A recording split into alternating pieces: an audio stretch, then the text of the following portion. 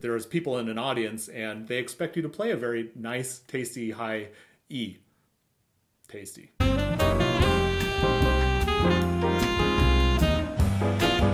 Holy kit and caboodle, I am right here back with some sleek, stealthy, sturdy high E fingerings for your enjoyment and saxophone edification. As I promised, the series is going to get less and less fingerings the higher and higher we go. Just think of it as a normal distribution with your long tail containing all the high notes. We are now 2 standard deviations away from the mean, if you catch my drift. So let's not delay. Let's get right into our high E fingerings, starting with the worst one of the bunch, the naughty stepchild. That one goes 2, 4, and 5. Nobody likes this fingering, but it exists, and I've seen it on many a fingering chart. It's one of the first E's that I learned, and it goes something like this. Very practical. It contains the E partial. It's not great. You can get there. You can use it. No, nothing bad will happen. The world will not implode if you use this fingering. However, it's a little unstable, and I think that's partially due to the fact that it contains another partial within it in the same fingering. Spoiler alert, when you get to high G, you can also use this fingering. I think some people even use this fingering. So 2, 4, 5.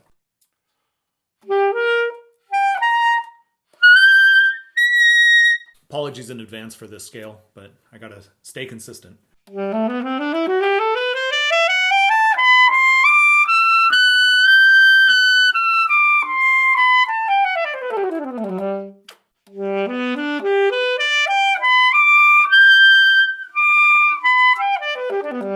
If you didn't catch that, once I arrive on that E, I'm very uncertain as to what my embouchure is doing, and so it becomes really hard to come back down and hit that B off of the high E.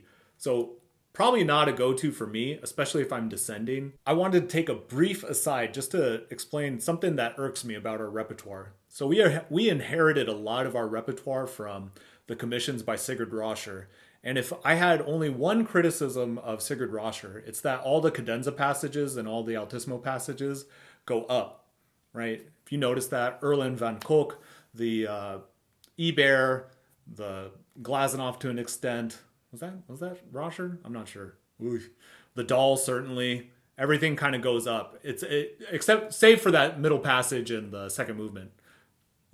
I know you guys. I know. I've played it before, okay? Chill. So a lot of the technique and fingerings that maybe have evolved for saxophonists has been around this idea of just getting the notes, right? Just going up to the notes. However, that's not too great of an idea if you ever want to come back down, right? So hopefully in this series you found some fingerings that you like that help you not only get to the note but come back down. Next one on our list is the classic, and that one goes 4, 6, and E flat. Optional E flat. Let's try it without the E flat first. Not bad. With the E flat. Yeah, definitely raises the pitch, definitely like clarifies the partial. Definitely one you want to check out, and so convenient for scales. So I dig this one. Maybe you will too.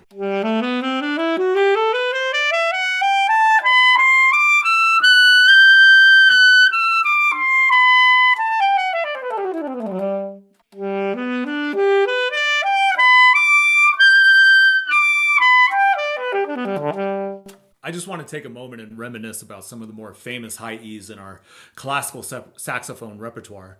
Perhaps you remember the first time you heard Claude Delangle play the E-Bear second movement up an octave. That was pretty cool, right? I don't know if I should play that for you guys. That would probably be pretty embarrassing. Here I go.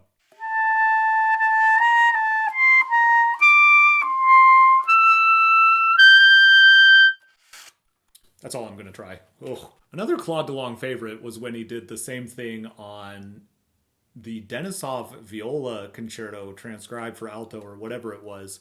I think it was at the end of the second movement. He played this freaky high A, what was it? An A major arpeggio. Okay, I figured out the arpeggio. It's an A major 7, 9. A major 7/9.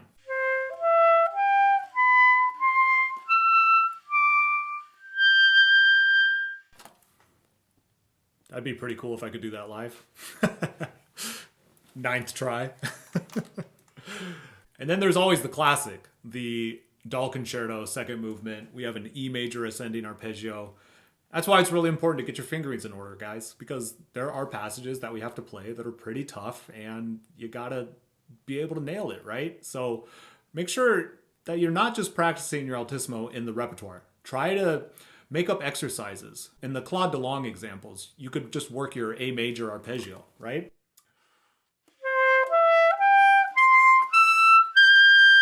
And then what would that be like if I slurred it? That's really tough. And you notice all I'm doing is going up. It becomes a lot harder if you have to come back down.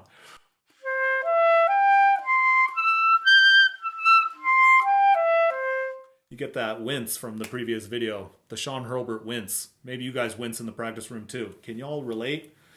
Give me a break. And A major is just one example. You should probably be working your E major triads, your seventh chords, your dominants, your all the goodies, all the triads, all the seventh chords up in the altissimo, and probably up as high as you go in the repertoire, because all those different contexts, all those different layers, all the different scales, all the different ways you approach that note are going to inform the way you play that partial, right? And so if you have all these, I like to think of concentric rings, all these tree rings around your high E, then you're probably not going to be too scared when you get there and there's people in an audience and they expect you to play a very nice, tasty high E. Tasty. Pretty sure I'm going to do a troubleshooting super high altissimo series or video. Let me know what you guys want to hear, and I will definitely deliver, because I'm having a lot of fun playing these high notes again and trying to take them seriously, because I don't know if you know this, when you get out into the real world, nobody's asking to hear your high E's on alto very often. Maybe you're one of the lucky ones that gets to play high E's every weekend at your concerts or whatever. I did not have that experience when I got out of college. Let's just put it that way. All right. That was a lot of rambling. I did save one nice fingering for the end. I ran into this fingering when I was in high school, which was a long time ago. We're not going to talk about what year it was.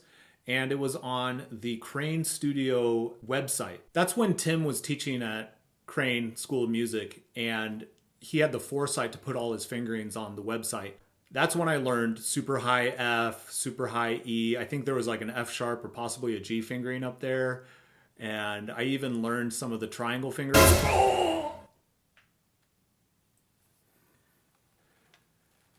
Oh, scared me half to death. So enough rambling. That high E fingering goes C1, 2, 4, 6, and E flat. Sounds a little something like this. Everybody likes this fingering because it isolates the partial. There's no fuss, and it's pretty easy to find the voice scene or embouchure position to make that speak. So try it out.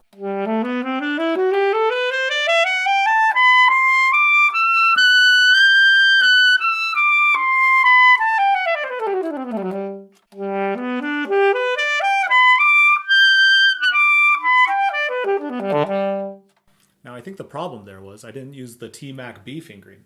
2, C1, 4, 5, E flat. You could call it the Londex too, I'm pretty sure. Somebody verify that for me, would you? That'd really help out. I want to give credit where credit's due.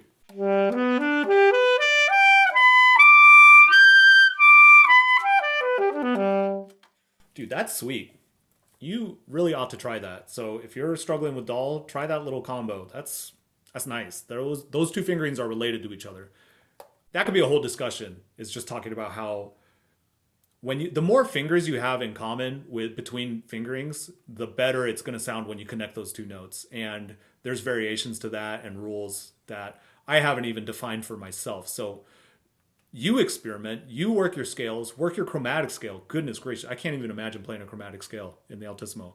It would just bother the heck out of me. Try doing it in arpeggios. Try doing it in all different combinations, and get those tree rings. Get those concentric circles around your high E's, and then you will be fearless when you're playing the repertoire or whatever you're trying to do. High E's will be your... I'm trying to think of something appropriate to say. High E's will be your partner in all of this. You guys can hold hands and walk off into the sunset, with not a care or a worry in the world. I will catch you in the next one. We got a doozy. It's high F, guys. We made it. Well, almost, because I'm going to do more after that, but stay tuned.